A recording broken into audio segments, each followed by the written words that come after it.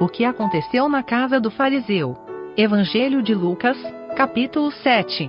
Comentário de Mário Persona.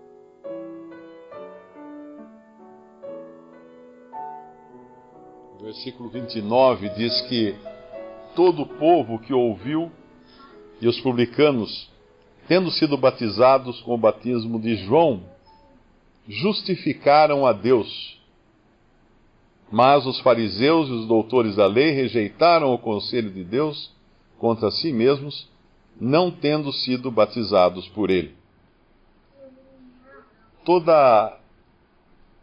o batismo de João era voltado para o arrependimento. Aquela nação estava culpada da sua idolatria, do seu pecado, do seu abandono, e embora ela ali parecesse exteriormente já sem idolatria, mas a gente pode ver como é que eles estavam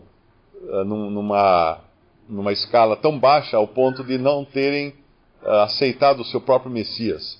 Pelo contrário, o pregaram na cruz. Então aqui nós encontramos em João um batismo de arrependimento, um batismo de reconhecimento de pecado, um batismo de sujeição a Deus, justificando assim, justificando a Deus. No versículo 29, tendo sido batizados com o batismo de João, justificaram a Deus, ou seja, tiveram a Deus por justo e a si mesmos por injustos. Todas as vezes que eu me considero justo, eu considero que Deus é injusto, porque a minha justiça, ela está aquém da justiça dele. Então a verdadeira sujeição a Deus é considerar-se injusto, pecador, falho, e assim, dessa maneira, justificar a Deus. A sabedoria é justificada pelos seus filhos. Ou seja, se aquilo que eu considero justiça for o que eu tenho de mim mesmo, então Deus é injusto. Se aquilo que eu considero sabedoria foi aquilo que eu tenho de mim mesmo, então Deus não tem sabedoria. Então é sempre ao contrário do que é o homem, do que o homem tenta passar da sua própria capacidade, do seu próprio conhecimento, sua própria justiça. E aqui nós vemos o contraste, porque João, ele era um homem que o Senhor Jesus fala no versículo 24,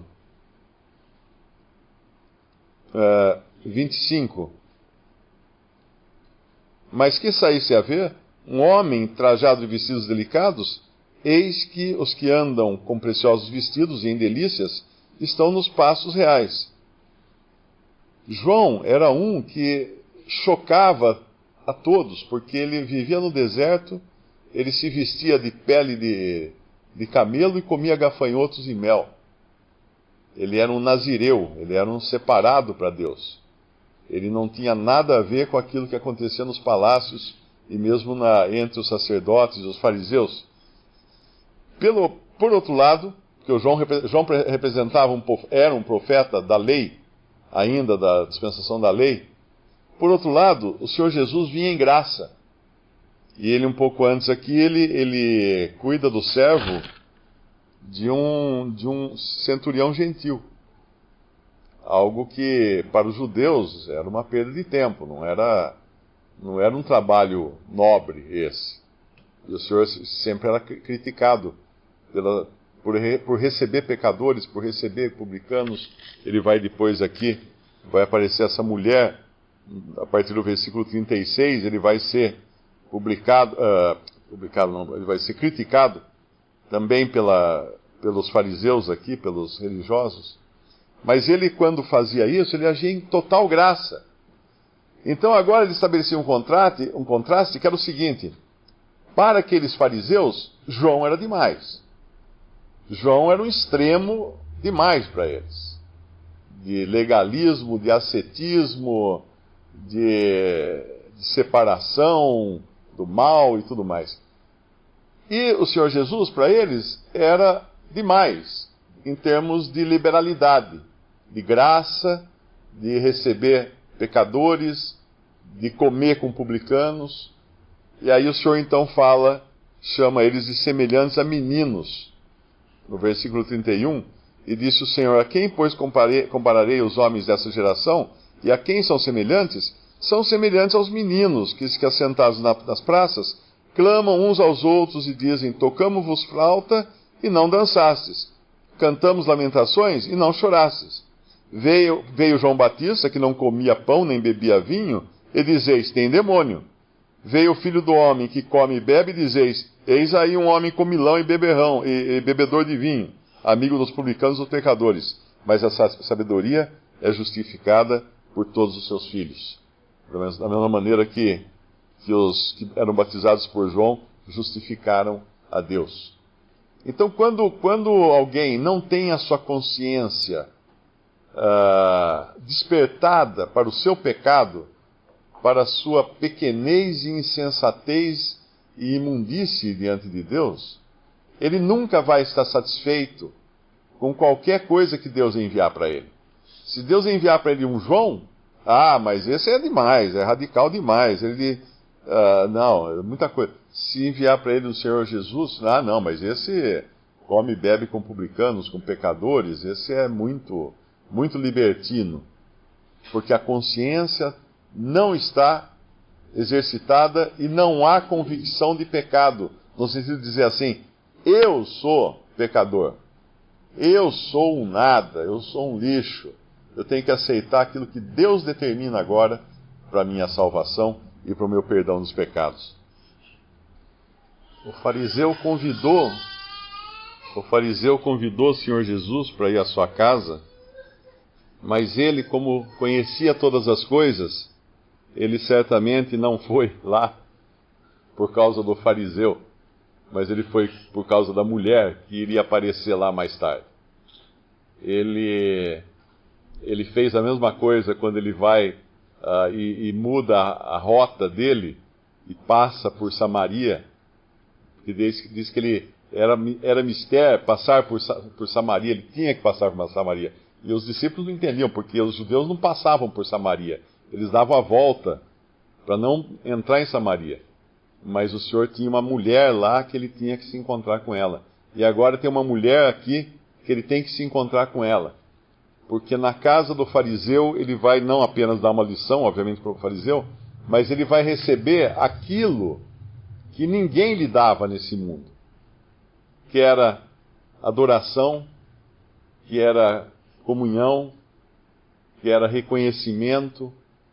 Ele entra lá, essa mulher começa no versículo 38, versículo 37, eis que uma mulher da cidade, uma pecadora, eu não sei aqui o que exatamente é essa pecadora, se era uma adúltera, se era uma prostituta, mas era alguém que obviamente não era bem vista na sociedade, tanto é que o fariseu não gosta muito dela estar ali. Sabendo que ele estava à mesa em casa do fariseu, levou um vaso de alabastro com unguento. Alabastro era uma pedra transparente, polida, que o vaso já era caro, o unguento também era caro. E estando por detrás aos seus pés, chorando, começou a regar-lhe os pés com lágrimas, enxugava-lhes com os cabelos da sua cabeça, beijava-lhe os pés, ungia-lhes com unguento. Essas três coisas que ela faz aqui têm um significado grande, porque nós sabemos que a água, na Bíblia, a água representa a palavra de Deus e representa a purificação também. E ela faz isso com os pés do Senhor Jesus. O Senhor depois ensinaria os seus discípulos a fazer exatamente o que a mulher fez espontaneamente. Eles iriam aprender com o Senhor a lavar os pés dos seus próximos, né? E a mulher faz isso agora com lágrimas. Lava os pés com lágrimas, enxuga-lhes com os cabelos da sua cabeça, beija-lhe os pés, ungia-lhes com unguento. Mais à frente o Senhor vai explicar o que ela fez no versículo 44. E voltando-se para a mulher, disse a Simão: vês esta mulher? Entrei em tua casa e não me deste água para os pés, mas esta regou-me os pés com lágrimas e nos enxugou com seus cabelos. Está aqui a água que ela usou para limpar os pés do Senhor Jesus. Não me desse ósculo. O ósculo nos fala de comunhão. Saudai-vos uns aos outros com o ósculo santo. Mas essa, desde que entrou, não tem cessado de me beijar os pés. Não me ungiste a cabeça com óleo. O óleo nos fala do Espírito Santo. Mas esta ungiu-me os pés com unguento.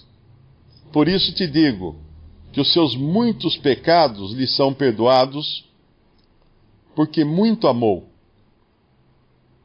Mas aquele a quem pouco é perdoado, pouco ama. E aí ele diz a ela: os teus pecados te são perdoados.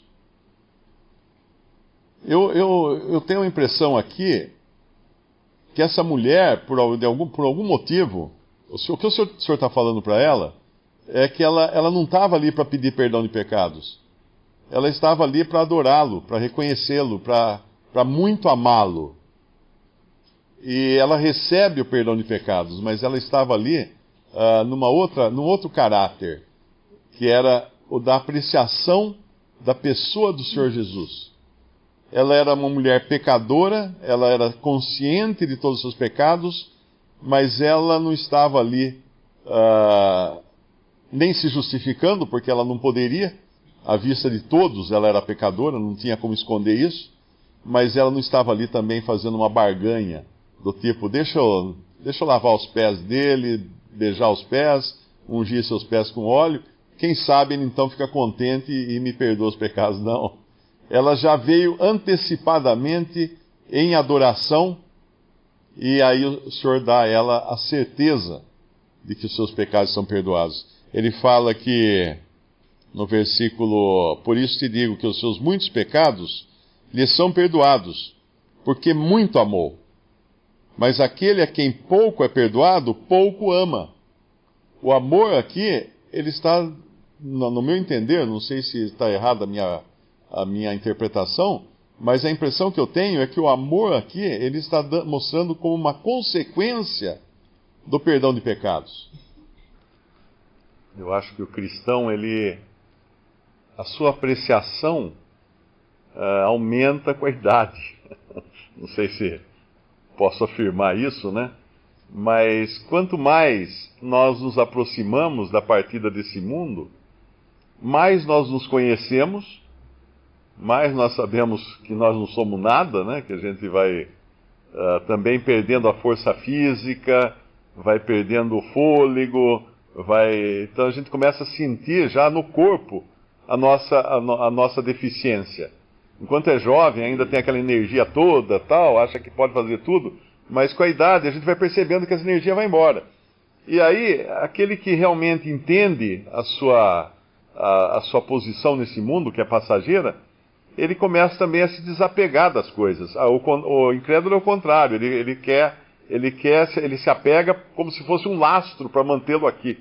Mas o crente, um crente que ouve já notícia do seu médico que ele vai morrer, ele começa a dar as coisas que ele tem, porque ele sabe que não vai precisar.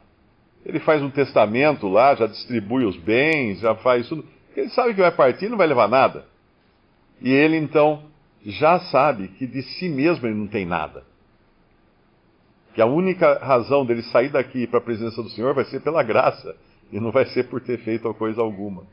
Então a apreciação nossa aumenta à medida que nós conhecemos mais quão maus nós somos na nossa natureza e o quanto custou essa obra de Cristo para nós. Nós valorizamos mais, porque aí o contraste vai aumentando, e nós descobrimos quão perfeita e maravilhosa e grandiosa foi a sua graça para conosco. E vamos então apreciar mais, né? Essa mulher já apreciava, eu acho que 100% aqui, apesar do pouco entendimento dela. Nós temos que entender que algumas ações aqui que acontecem no Novo Testamento, nos Evangelhos, elas não são exclusivamente da pessoa, mas elas são também revelações do Espírito Santo para essa pessoa. Pedro, quando falou quem era o Senhor disse para ele que aquilo não era carne nem sangue que tinha revelado a ele, mas era o Pai que havia revelado a ele. Então, muitas ações que nós encontramos aqui, talvez a própria pessoa não estivesse entendendo tudo que ela estivesse fazendo, mas Deus fazia dela um instrumento para a sua glória, para fulgurar, né, para o brilho da graça de Cristo naquele momento.